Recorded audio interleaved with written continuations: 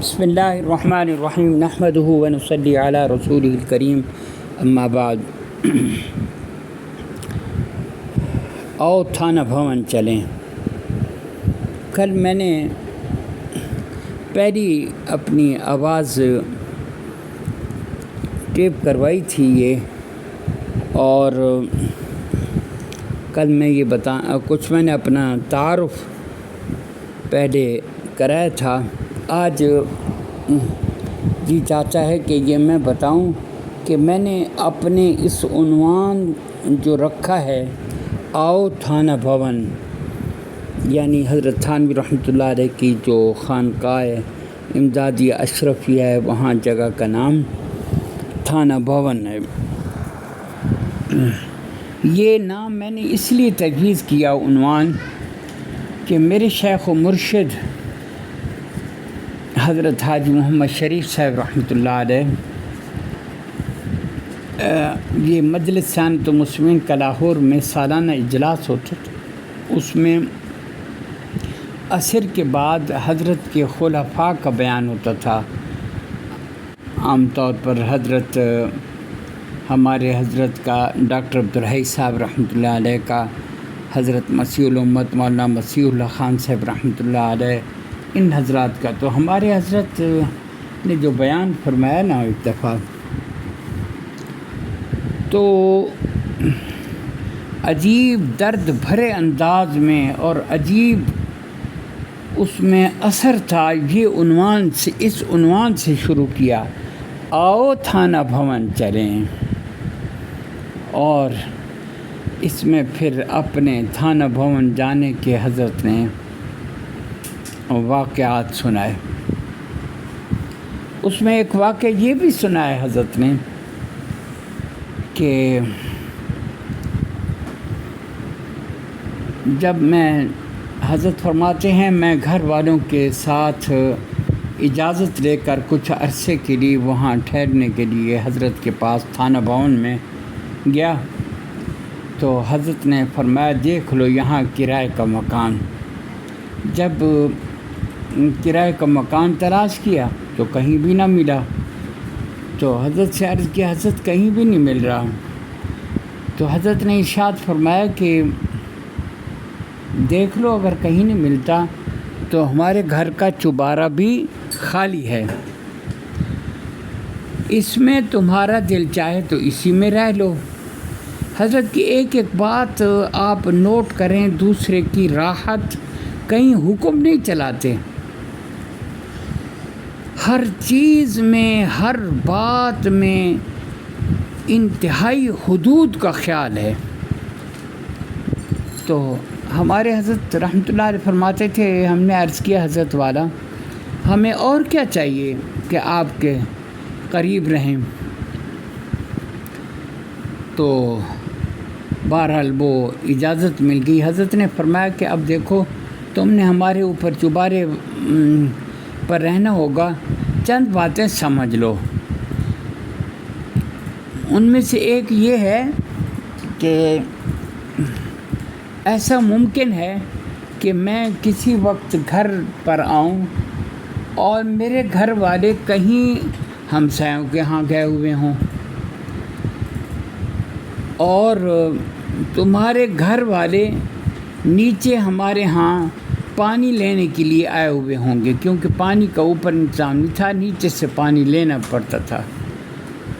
تو میں جب بھی آتا ہوں ایک ہی انداز سے دروازہ کھٹکھٹاتا ہوں، اور کوئی بچے کی آواز بھی آئے کہ آ جاؤ تو میں نہیں جاتا جب تک اپنے گھر والوں کی آواز نہیں سن لیتا۔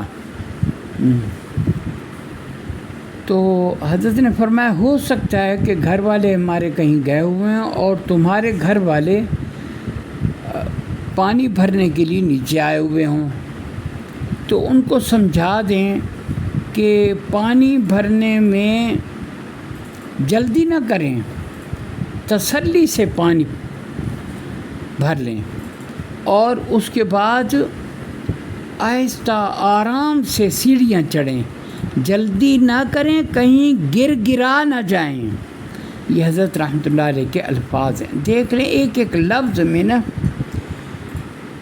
کاش ہمیں بھی یہ انسانیت اللہ تعالیٰ نصیب فرما دے.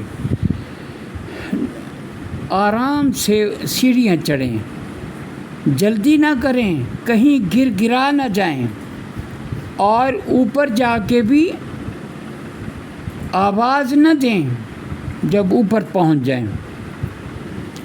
بلکہ کیونکہ میں پسند نہیں کرتا کہ عورت کی آواز باہر آئے، اللہ اکبر، بلکہ اوپر دروازے کے اوپر ٹین لگا ہوا ہے، دروازے کے اوپر اس پر زور سے ہاتھ تھپائیں. یہ اس بات کی علامت ہوگی کہ مجھے اندر آنے کی اجازت مل گئی، اور اس میں جتنی دیر بھی لگ جائے مجھے کوئی ناگواری نہیں ہوگی. کیا آج اس طرح کی کوئی بات سوچ بھی سکتا ہے؟ اور بھی کئی باتیں حضرت نے سمجھائیں. الحمدللہ یہ بھی اللہ کا شکر ہے، میں نے وہ باقاعدہ جا کے وہ چوبارہ دیکھا ہے، اور وہ دروازہ غالباً اس پر ابھی تک وہ ٹین لگا ہوا تھا. تو یہ اس جو عنوان حضرت نے باندھا تھا نا، آؤ تھانہ بھون چلیں، اس میں ایک واقعہ یہ بھی سنایا تھا. تو اور بھی کئی باتیں انشاءاللہ وقتاً فوقتاً جیسے ہوگا میں آپ کو خدمت میں عرض کر دوں گا. تو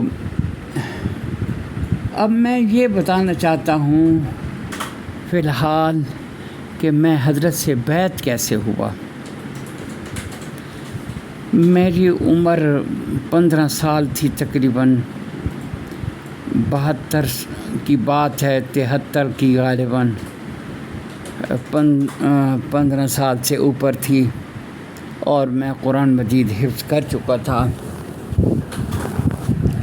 تو مجھے اس کی تلاش تھی کہ مجھے تراویح کے لیے کوئی مسجد مل جائے. تو ایک ہمارے والد صاحب کے دوست تھے اور حضرت رحمۃ اللہ علیہ سے تعلق رکھتے تھے. ان کو پتہ چلا تو انہوں نے مجھے فرمایا کہ دیکھو ہماری مسجد ہے فلاں جگہ پر ہے، تم والد صاحب کو ساتھ لے کر چلے جاؤ، ہمارے حضرت ہیں وہاں پر، حضرت سے نا جا کے پوچھ لو، اگر گنجائش ہوگی تو تمہیں وہاں اجازت مل جائے گی.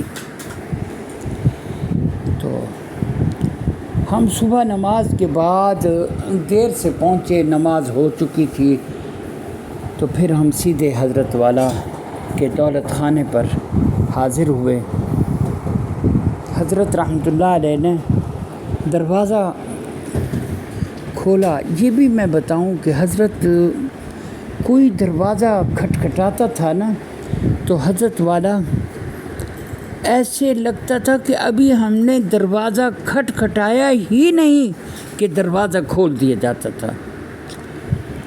اس میں بھی حیرت کی بات ہے کہ اس وقت حضرت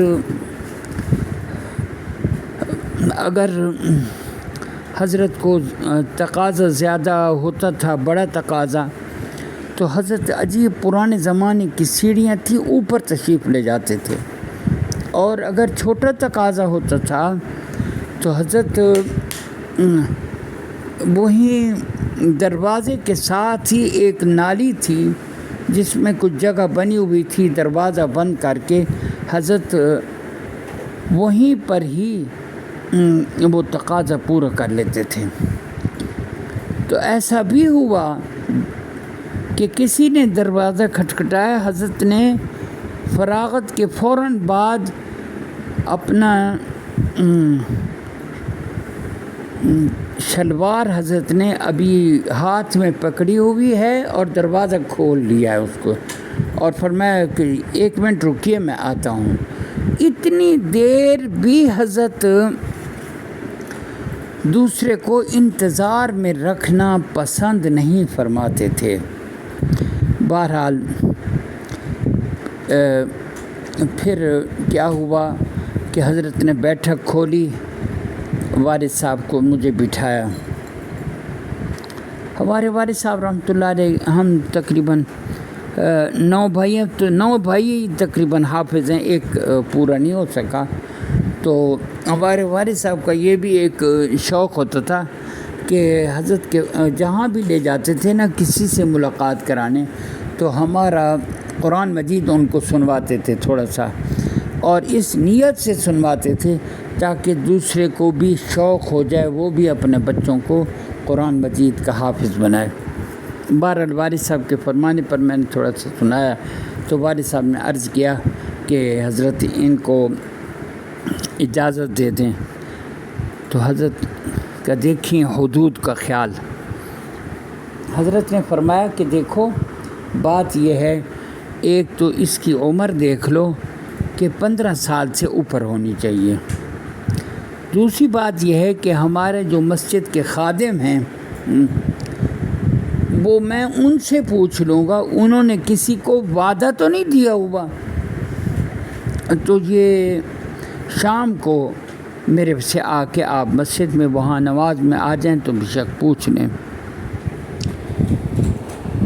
تو حضرت نے شفقت اتنی فرمائی، اتنی محبت سے ملے، میں سمجھا کہ ہمارے والد صاحب رحمۃ اللہ علیہ کے حضرت والد سے پرانے کوئی بہت تعلقات ہیں۔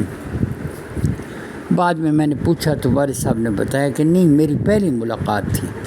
بہرحال شام کو والد صاحب کو کچھ مصروفیت تھی، مغرب کی نماز کے وقت حضرت والد صاحب رحمۃ اللہ علیہ نے مجھے اپنے دست مبارک سے عریضہ لکھ کے دیا کہ اس میں یہی درخواست تھی کہ اس کی عمر 15.5 سال ہے، آپ احسان فرمائیں، اس طرح کے الفاظ سے اس کو اجازت دے دیں تراویح کے لیے۔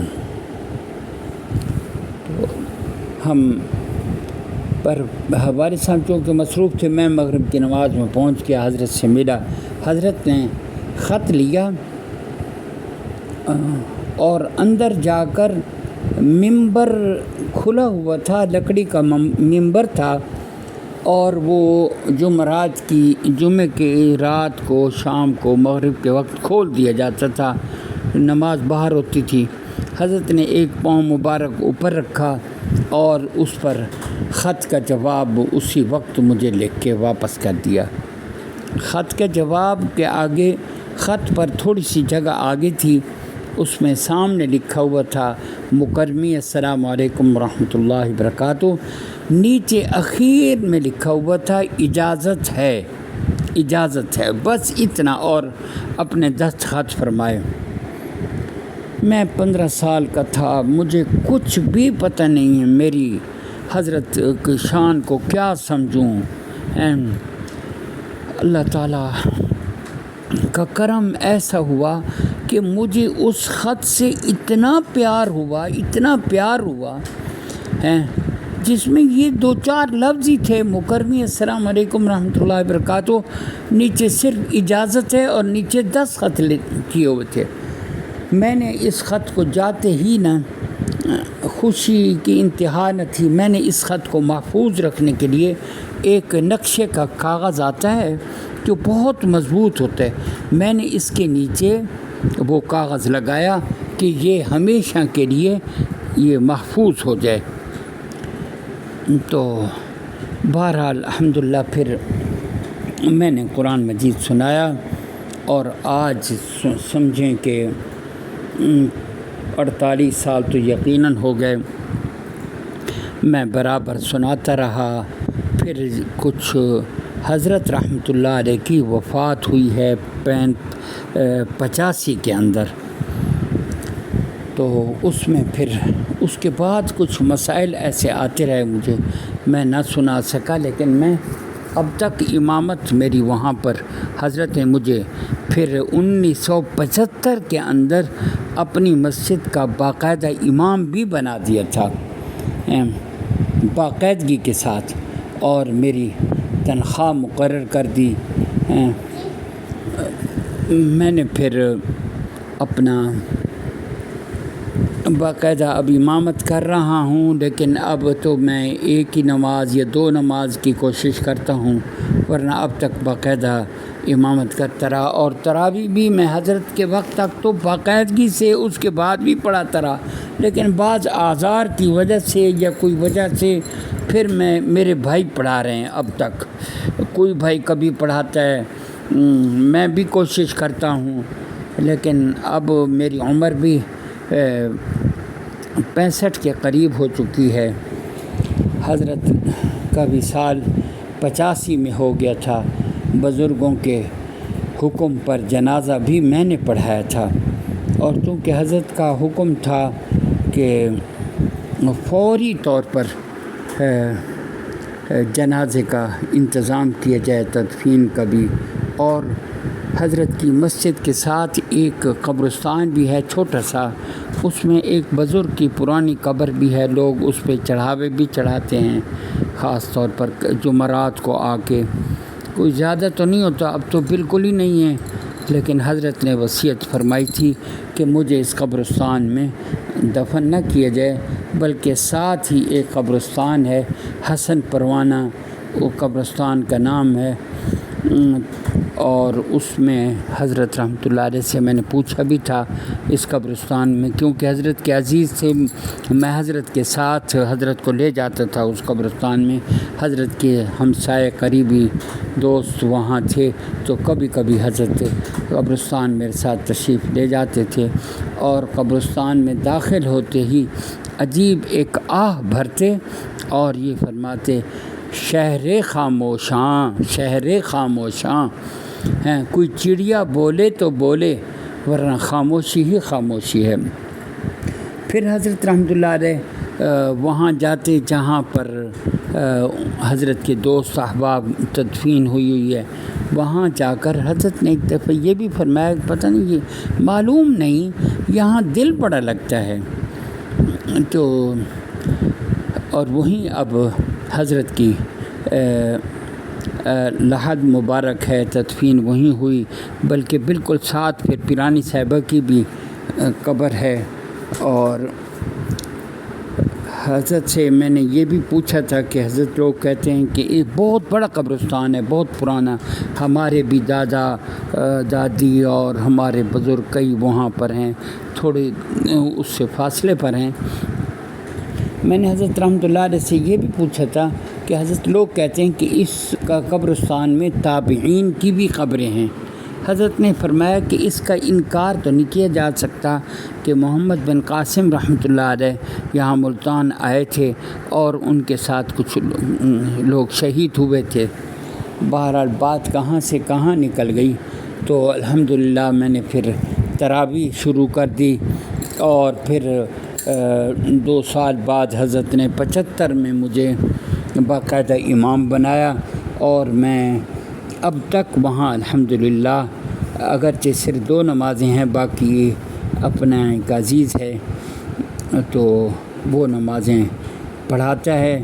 میں عشاء کی تو باقاعدہ اور صبح کی میری کوشش ہوتی ہے، کچھ فاصلہ بھی ہے اور کچھ عمر بھی ایسی ہو گئی ہے کہ ہمت نہیں ہو پاتی، دل ادھر ہی لگا رہتا ہے، اور جگہ تو ایسے معلوم ہوتا ہے کہ نماز ہی نہیں ہوئی، یعنی ایک کیفیت ہے وہاں جو کیفیت ملتی ہے نا حضرت رحمۃ اللہ، حضرت کے ساتھ الحمدللہ بہت دفعہ میں نے یہ اعتکاف بھی کیا۔ ایک دفعہ اعتکاف میں سنت اعتکاف، ایک دفعہ میں نے اعتکاف میں نا حضرت رحمۃ اللہ علیہ کے پینتی کی طرف اپنا بستر لگایا، حضرت نے فرمایا نہیں اٹھاؤ، ادھر قریب میرے ساتھ آ جاؤ، تمہارے سینے کے اندر قرآن مجید ہے تو تمہیں پونی ہونے چاہیے۔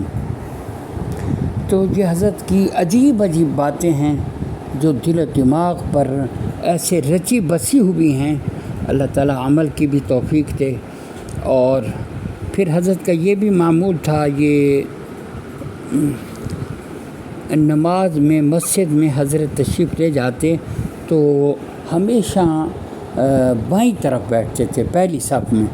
کسی نے عرض کیا حضرت یہ آپ دائیں طرف تو زیادہ فضیلت ہے، کیوں نہیں بیٹھتے؟ حضرت نے فرمایا میں یہ دائیں طرف نیک لوگوں کے لیے چھوڑ دیتا ہوں۔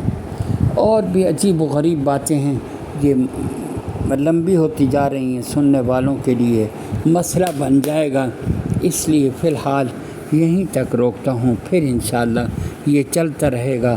اللہ کرے سننے والوں کو اس سے خوب نفع ہو، اور نفع ہوگا کیونکہ حضرت حکیم الامت کی باتیں اور اللہ والوں کی باتوں میں تو نور ہی نور ہوتا ہے نا۔ چاہے کسی نے کہا ہے چاہے یہ کوئی دنیا کی بات بھی کر دے نا تو اس میں بھی نور ہوتا ہے۔ بہرحال یہ تو میں حضرت کی باتیں ابھی کہاں ختم ہونے والی ہیں۔ حضرت ثانی رحمۃ اللہ علیہ کی بھی جو بات یاد آئے گی وہ بھی عرض کروں گا، حضرت کے خلفاء کی بھی۔ اللہ تعالیٰ ہمیں ان لوگوں کے ساتھ وابستہ رکھے۔ السلام علیکم ورحمۃ اللہ وبرکاتہ۔